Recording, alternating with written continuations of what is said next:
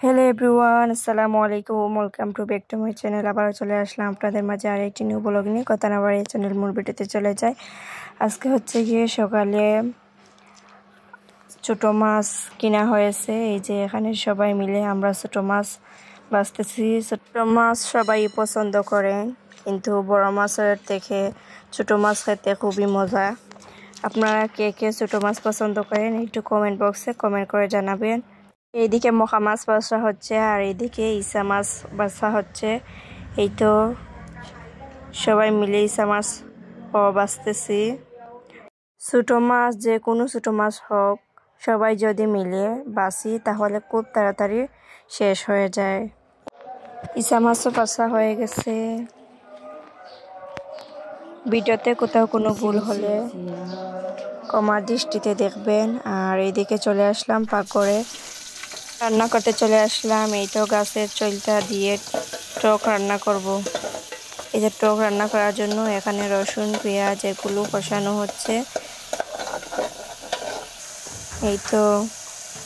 এই তো ছোটো মাছ দিয়ে এখন কষাবো। ছোটো মাছ দিয়ে টক রান্না করব।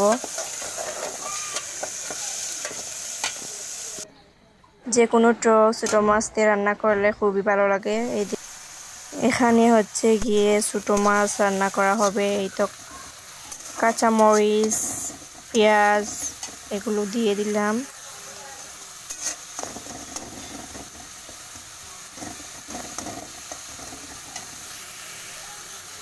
আর এই যে মখা মাছ বোনা করব, কাঁচামরিচ দিয়ে বোনা করব। আর এই তো এদিকে সব ধরনের মশলা দেওয়া হয়ে গেছে। মশলা যদি কষানো হয়ে যায় তাহলে মাছ দিয়ে দিব। মাছ দিয়ে দিলাম, মশলা কষানো হয়ে গেছে। এখন নাড়াচাড়া করে ঢাকনা দিয়ে ঢেকে দিব।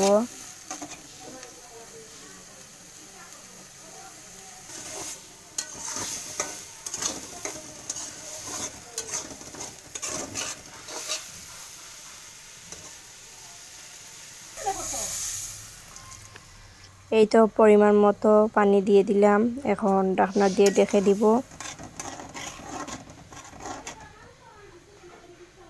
আপনারা ভিডিওটি না টেনে সম্পূর্ণ ভিডিওটি দেখবেন। ভালো লাগলে একটি লাইক করবেন, সুন্দর একটি কমেন্ট করবেন।